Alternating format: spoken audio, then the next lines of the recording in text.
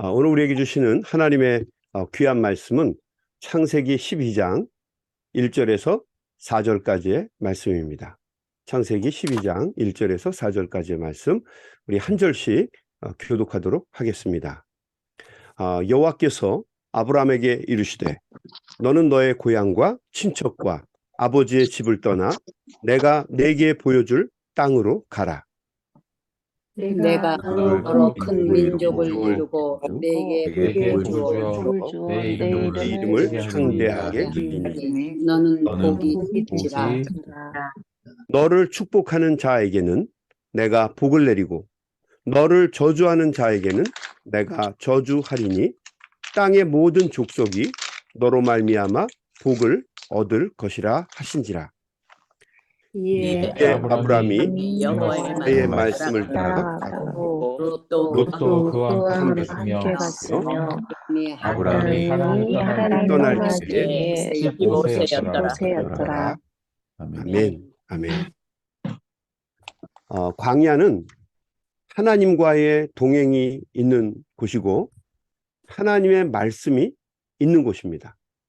광야의 길은 세상과는 완전히 차단이 된 외롭고 쓸쓸한 길이지만 그곳에는 하나님과의 깊은 만남이 있고 영적인 은혜와 성장이 있는 길입니다.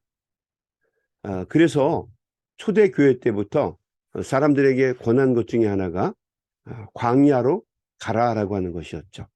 광야에서는 세상이 알 수 없는 기쁨이 있는 곳입니다. 그래서 소위 사막의 교부들, 광야의 수도사들, 우리가 이야기하는 데저트 파더들은 광야에 나가서 기도와 말씀으로 자신을 불태우면서 하나님과 동행하는 기쁨을 누린 사람들입니다. 사막의 교부들은 광야에서의 생활을 단 한 번도 고행이라고 생각한 적이 없습니다. 고행이라고 생각한 것은 도시에 사는 사람들의 이야기였어요. 광야에서 살아가고 있는 이 사막의 교부들은 하루하루가 기쁨이었고 감동의 연속이었습니다. 그래서 사막의 교부들 중에는 크게 세 부류로 그룹을 나눌 수가 있었는데, 첫째는 사회를 등진 것이 아니라 사회와 빈번하게 교류하면서 사회와 연관성 속에서 기도 생활을 하고 수도 생활을 한 사람들입니다. 수도원도 그 중에 하나입니다. 둘째는 정해진 기간 이외에는 사회와 완전히 거리를 두고 모든 것을 스스로 자급자족하면서 홀로 살아간 사람들이 있었습니다. 물론 이들은 사회와 만나기는 하지만 상당히 제한을 둔 사람들입니다. 그래서 농사도 자기 혼자서 짓고 대부분의 시간을 기도하고 말씀을 공부하는데 보냈죠. 이제 그러다가 나중에 사람들이 와서 도와주면 그들에게 지혜와 진리를 나누어 주고 또 사람이 많이 모이게 되면 자기는 또 다른 광야로 더 깊은 곳으로 들어가는 사람들이었어요. 근데 이 사람들은요, 뭐 사회와 완전히 거리를 두었지만 사회와 격리된 단계는 아니었어요. 자, 세 번째 그룹의 사람들은 아주 극단적이고 완전히 세상과 손을 긋고 살아간 교부들입니다. 사막의 교부들 중에서도 이 세 번째 그룹은 완전히 사회와 세상과는 담을 쌓고 그냥 살아간 사람들이에요. 그러면 이들에 대해서 우리가 어떻게 알 수 있게 되었을까? 뭐 그들의 글이나 그들의 어떤 연구, 그들의 공부를 우리가 보면서 알게 된 거죠. 이들은 사막의 교부들 중에서도 좀 더 깊이 하나님과 영적인 대화를 나누는 그 세계에 들어가고 싶어서 세상을 완전히 단절하고 살아간 사람들입니다. 그 대표적인 사람들 중에 한 사람이 소위 기둥 위의 성자 시몬이라고 불리는 사람입니다. 시몬 더 스타일라이트라고 부르죠. 시몬 더 스타일라이트. 기둥 위의 성자 시몬이라는 뜻입니다. 그는 여러분 한번 들어보셨는지 모르겠지만 지상에서 15m 되는 높이의 기둥 위에 올라가서 평생 내려오지 않고 기도하고 묵상하면서 37년을 살다가 간 사람이에요. 이렇게 시몬 말고도 이런 사막의 교부들이 여러 명이 있었습니다. 그래서 이 사람들을 기둥 위의 수도사들, 스타일라이트 멍스라고 불렀습니다. 기둥 위에, 높은 기둥 위에 15m 되는 높은 기둥에 올라가서 내려오지 않고 산 사람들이에요. 이들을 한때는 어리석은 사람들이나 극단적인 신비주의자들이라고 비난을 하기도 했습니다. 근데 한번 여러분 생각해 보세요. 여러분 같으면 그렇게 쉽게 하실 수 있나요?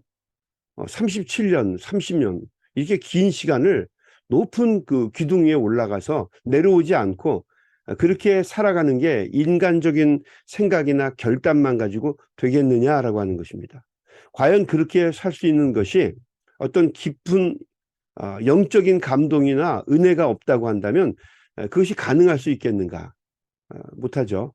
하나님과의 깊은 관계가 주는 은혜와 기쁨과 영적인 감동이 있을 때만 그렇게 살아가는 게 가능할 것입니다. 그분들의 헌신과 그분들이 깨달은 가르침 때문에 우리 기독교는 오늘날 더 깊은 영적인 은혜와 진리를 누리게 된 것입니다. 그들은 하나님과의 깊은 동행 속에서 결코 세상이 알 수 없는 기쁨을 누리고 살아간 사람들이었죠. 자, 어제 우리가 말씀을 나누었던 에녹도 하나님을 기쁘시게 하기 위해서 죄악된 세상을 멀리하고 오직 하나님과만 동행했던 사람입니다. 어떻게 보면 정말 사막의 교부처럼 훨씬 이전에 살아간 사람이죠. 죄악된 세상에서 동요되지 않으니까 세상을 좀처럼 받아들이지 않으니까 오직 하나님만 사랑하니까 당연히 세상에서 사는 것이 고통받고 어려웠겠죠.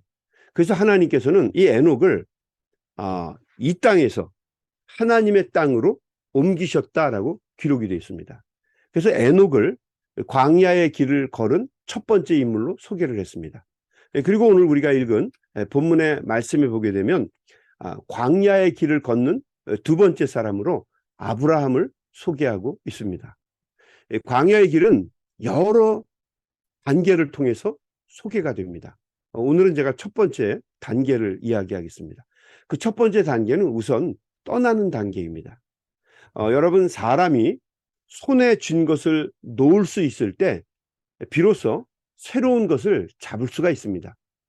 자기에게 익숙한 세상을 떠날 수 있을 때 자신이 알지 못했던 새로운 세상에서 살아가는 기쁨을 누릴 수가 있죠. 다 쥐면서 누리는 건 불가능하죠. 아브라함은 하나님과의 여행을 위해서 모든 것을 버리고 광야로 가는 첫 번째 단계인 떠나는 것을 한 사람이에요. 우리 1절 말씀 한번 보겠습니다. 여호와께서 아브라함에게 이르시되 너는 너희의 고향과 친척과 아비의 집을 떠나 내가 네게 보여줄 땅으로 가라. 원래 아브라함이 살던 땅은 메소포타미아 지역이었습니다. 하나님께서는 그 아브라함을 부르셨어요. 여러분, 떠나는 것은 친숙했던 것, 익숙했던 것과 멀어지는 것을 의미합니다. 아브라함은 우선 아버지 데라와 함께 조상 대대로 익숙하게 지내왔던 갈대아 우르를 떠나서 그 당시에도 낯선 곳이었던 하란으로 가서 살게 됩니다. 땅을 바꾸고 삶을 바꾸는 것 쉽지가 않아요. 우리 아마 이민자들은 다 그 경험을 했을 거예요. 새로운 땅에 가서, 이 하란이라고 하는 땅에 가서 익숙해 하려고 노력을 하고 열심히 적응하려고 노력을 하니까 이번에는 아버지 데라가 하란에서 죽음을 맞이하게 됩니다. 그리고 아브라함이 가정의 가장이 되었습니다. 아브라함은 하란에서 뼈를 묻고 싶은 생각을 했을 겁니다. 그의 나이가 오늘 말씀해 보게 되면 70하고도 5살이었기 때문이에요. 75이죠. 여러분, 75은 예나 지금이나 결코 적은 나이가 아닙니다. 낯선 곳에 대해서 무슨 가슴이 설레거나 기대감 때문에 잠 못 이루는 그 사춘기의 어린 나이가 아닙니다. 우리 어렸을 때 소풍 간다고 그러면 그 전날 밤 잠을 못 주무셨죠? 아마 다 기억이 날 거예요. 요즘에 무슨 뭐 경로 여행 간다 그러면 여러분 어떻게 가슴 설레면서 잠 못 주무시나요? 뭐 그런 건 아니죠. 네. 새로운 도전이나 야심이나 정복력을 느끼는 나이가 아닙니다. 75세면 중년의 책임감으로 불타오르는 나이도 아니에요. 그냥 익숙하고 친숙한 곳에서 평안과 안식을 얻고 싶은 것이 바로 그 나이입니다. 뭔 일이 있어도 그냥 익숙하게 살고 있던 그곳에서 좀 더 지내다가 뼈를 묻고 싶은 생각을 갖고 있는 나이예요. 여기가 잘못된 세상이라 할지라도 어떡하겠어요. 여기서 오래 살았으니까 그냥 여기에서 이렇게 살다가 가겠다. 이게 대부분 나이 든 사람들의 모습입니다. 그래서 70이 넘으면 대부분 움직이는 걸 하지 않습니다. 뭐 이걸 아마 우리 여러분들은 많이 경험하셨을 거예요. 하나님의 생각은 근데 우리의 생각과 달라요. 하나님의 계획은 우리의 계획과 많은 차이가 있는 것을 보게 됩니다. 하나님은 어느 날 갑자기 아브라함에게 정든 이곳을 떠나라 그러고 말씀하시는 거예요. 광야의 길로 들어가라라고 명령을 내리시는 겁니다. 정든 이곳을 떠나라. 아브라함에게 익숙하다 못해서 그의 모든 것이 되어버린 이 삶의 터전, 본토와 친척과 아비. 여러분 이거 빼고 나면 뭐가 남아요? 아무것도 안 남죠. 제로예요, 제로. 본토와 친척과 아비 집을 다 버려라. 그리고 방향도 몰라요. 기간도 몰라요. 장소도 알려주지 않습니다. 무작정 떠나라라고 말씀을 하신 것입니다.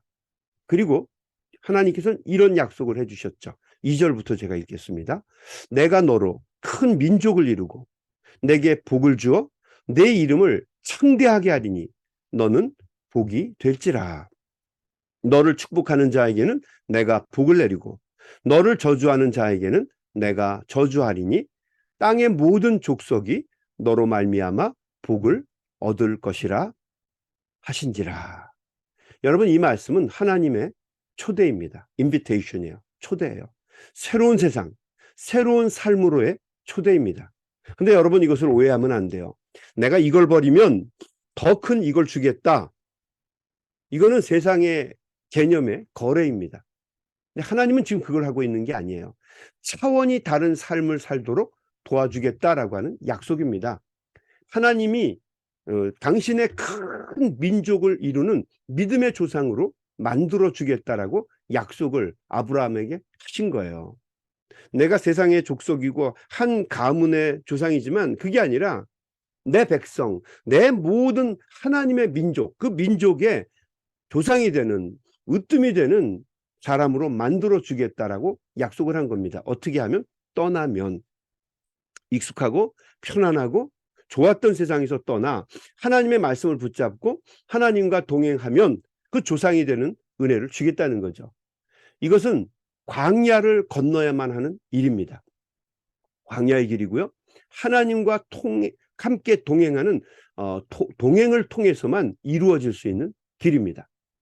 하나님에 대한 절대적인 믿음이 있어야만 갈 수 있는 길이에요. 광야 길은 그렇습니다. 여러분 우리 소명의 길도 비슷하죠. 하나님에 대한 절대적인 믿음이 없으면 못 가는 거예요. 김세한 목사를 믿습니다. 나를 뭘 믿어요?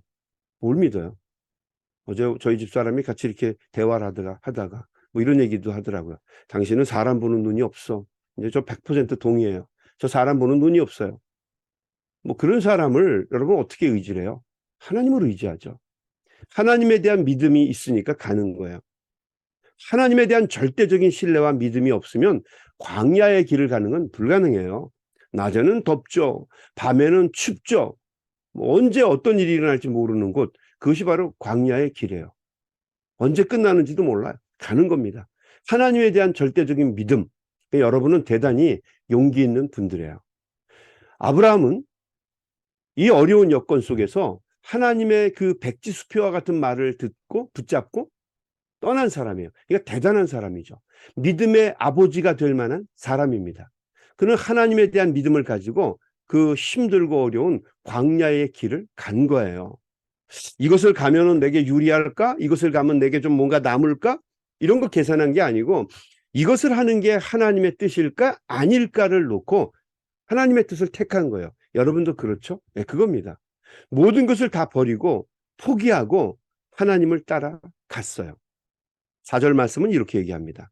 이에 아브라함이 여호와의 말씀을 따라갔고 롯도 그와 함께 갔으며 아브라함이 하란을 떠날 때에 75세였더라. 아브라함은 이 황당한 부르심에 순종해서 모든 것을 버리고 떠납니다. 새로운 미지를 향해 가는 것이 여러분 얼마나 무섭고 두렵겠어요. 두려움 자체일 거예요. 근데 아브라함은 용기를 내서 익숙했던 곳을 떠납니다. 히브리서 11장은 이렇게 우리에게 소개해주고 있죠. 제가 읽어볼게요. 한번 들어보세요. 믿음으로 아브라함은 부르심을 받을 때에 순종하여 장래의 유업으로 받을 땅에 나아갈새 갈 바를 알지 못하고 나갔으며, 그죠? 믿음으로 그가 이방의 땅에 있는 것 같이 약속의 땅에 거류하여 동일한 약속을 유업으로 함께 받은 이삭 및 야곱과 더불어 장막에 거하였으니 이는 그가 하나님이 계획하시고 지으실 터가 있는 성을 바랐음이라. 익숙하고 친숙한 자리를 떠나서 낯설고 하나님의 약속 위에는 아무것도 없는 미지의 세상으로 나갔다는 거죠. 여러분, 이것은 결코 쉬운 일이 아닙니다. 하나님에 대한 절대적인 믿음이 있을 때, 하나님에 대한 신뢰가 있을 때만 갈 수 있는 길이에요. 로마서 4장 3절은 이렇게 말을 합니다. 성경이 무엇을 말하느냐? 아브라함이 하나님을 믿음에 그것이 그에게 의로 여겨진 바 되었느니라. 그러니까 전적으로 하나님에 대한 믿음을 가지고 광야의 여정으로 나아갔을 때 하나님은 그 아브라함의 결단을 뭐로 여기셨다고요? 아브라함의 의로 여기셨다라고 하는 거예요. 여러분, 우리가 의가 있어야 구원을 받고 하나님의 의로우심을 받아야 정죄함이 없는 구원을 받는데, 아브라함의 그 결단과 광야로의 여정을 하나님은 아브라함의 의로 여기셨다라고 로마서는 이야기하고 있는 겁니다. 광야로 떠나려고 하면 먼저 익숙했던 편안한 삶을 버려야 합니다. 그러니까 광야에 나와서도 편안한 것을 추구하려고 그러는 건 굉장히 어리석은 짓이에요. 광야에 나왔으니까 내가 좀 어떤 것을 추구할까? 한번 차원 다르게 한번 생각을 해보자는 거죠. 광야의 교회는 어떤 교회인가? 하나님이 기뻐하시는 거, 하나님이 원하시는 거, 거기에 포커스를 맞추고 하나님과 물으면서 동행해 가는 길이에요. 우리의 이성이나 우리의 경험이나 우리의 판단력이나 우리의 가치관으로 삶을 주장하는 것이 아니라 하나님께 기도하고 하나님께 묵상하고 하나님은 어떻게 하는 게 옳겠습니까? 끊임없이 하나님과 대화하면서 하나님이 원하시는 그 길을 걸어가는 것, 그것이 바로 광야의 길입니다. 이 광야의 길 속에서는요, 도대체가 아는 척을 할 수가 없어요. 왜냐하면 어떤 일이 일어날지 몰라요. 경험해보지 못한 거거든요. 너무 막막하고 너무 답답하고 힘들거든요. 그러니까 이 광야의 길에서는 모든 허용을 버리고 허영심을 버리고 겸손할 수밖에 없어요. 계속 하나님과 물을 수밖에 없습니다. 그래서 광야의 길에 나서게 되면 하나님과의 대화를 할 수밖에 없고 하나님과 동행할 수밖에 없는 길, 전적으로 하나님을 의지할 수밖에 없는 그 길이 바로 광야의 길입니다. 겸손해질 수밖에 없죠. 사람들에게 존경을 받는 알렉산드리아의 한 관리가 있었습니다. 그가 북부 이집트의 한 광야에서 기도하며 살아가고 있던 사막의 수도사 데절트 파더에게 가서 이렇게 물었습니다. 선생님, 어떻게 하면 내가 영생을 얻을 수 있겠습니까? 우리 성경에 나와 있는 말씀이죠. 이거를 이 데절트 파더에게 물은 거예요. 그랬더니 근엄한 근엄한 목소리로 이렇게 말했다고 합니다. 당신이 무엇보다도 미워해야 할 두 가지를 기억하십시오. 말씀해 주세요. 그것이 무엇입니까? 이 관리가 진지하게 물으니까 수도사가 다시 근엄하게 얘기했어요. 첫 번째, 익숙하여 편안해진 생활, 그리고 허영. 이 두 가지에서 벗어나십시오. 그리고 참된 영생의 자리, 참으로 기도하는 생활로 그렇게 한다면 기도하는 생활로 나아갈 수 있을 겁니다. 그러니까 익숙해진 편한 자리, 그 다음에 허영심, 남에게 보이려고 하고 드러내려고 하고 남 앞에 서려고 하는, 뭔가 보여주려고 하는 그 마음, 두 개를 버리라는 거죠. 익숙한 삶, 허영심. 이 두 개를 버리면 참된 영생의 자리, 참으로 기도하는 생활로 나아갈 수 있을 것입니다. 이렇게 얘기했다는 거죠. 여러분, 깊이 한번 묵상해 볼 만한 이야기 아닙니까? 살아가면서 우리가 누구에게 보이려고 하지 않고 내 뜻을 관철하려고 하지 않고 하나님을 물으면서 가는 것 중요하다는 거죠. 우리 그 신약 성경에 보면 이런 말씀이 있잖아요. 골방으로 들어가라. 골방으로 들어가서 문을 닫고 하나님에게 기도해라. 이게 뭡니까? 광야의 길이에요. 여러분, 바라고 소망하기는 오늘 아침에 드리는 이 예배의 시간이 광야의 시간이 되기를 바랍니다. 우리 소명의 성도님들은 안락하고 편안한 환경과 여건을 다 버리고 하나님과의 신앙의 여정을 위해서 모든 것을 떠난 사람들입니다. 저는 그렇게 믿고 있어요.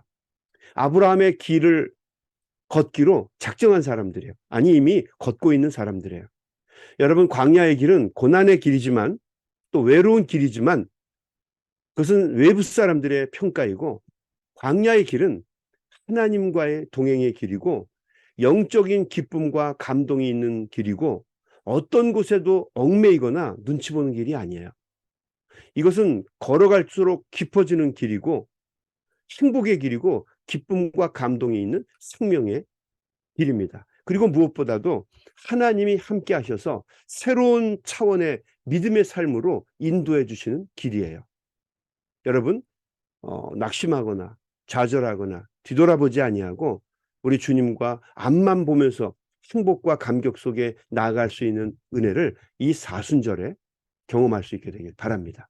아브라함과 같은 믿음의 조상들이 다 되시기를 주님의 이름으로 간절히 부탁하고 축원합니다. 아멘. 우리 한번 같이 기도하겠습니다. 하나님 아버지, 감사합니다. 오늘도 익숙했던 자신의 삶, 편안한 삶을 떠나 광야로 들어서는 아브라함의 결단을 보았습니다. 아비와 친척과 본토를 떠나 하나님을 붙잡고 광야로 나가는 아브라함. 하나님께서는 그의 의로 여기시고 그를 축복하시고 믿음의 조상으로 세워주셨습니다. 사순절 기간을 맞아서 광야로 나온 우리 사랑하는 소명의 가족들, 하나님께서 축복해 주시고 아침마다 깊은 묵상이 있게 하시고 하나님과의 동행이 있게 하시고 기도하고 간구하며 부르짖을 때마다 하나님이 주시는 놀라운 은혜를 체험할 수 있게 도와주시옵소서. 간절한 마음으로 기도할 때에 응답이 있게 해주시고 답답하고 막막하여 기도할 때마다 하나님의 인도하심과 가르침이 있게 해주시고 정말 힘든 마음으로 기도할 때에 하나님이 주시는 깨달음이 있게 하시고 영적으로 성장하는 귀한 아침이 될 수 있도록 주님 도와주시옵소서. 특별히 우리가 오늘 사순절 두 번째 날을 같이 모였습니다. 포기하지 않게 하시고 끝까지 열심을 내어 최선을 다해 완주할 수 있는 우리 믿음의 소명의 가족들이 되게 하여 주시옵소서. 예수님의 이름으로 간절히 기도드리옵나이다. 아멘. 우리 다 같이 합심해서 소리내서 기도하면서 세상으로 나아가겠습니다. 우리 소리내서 기도합니다.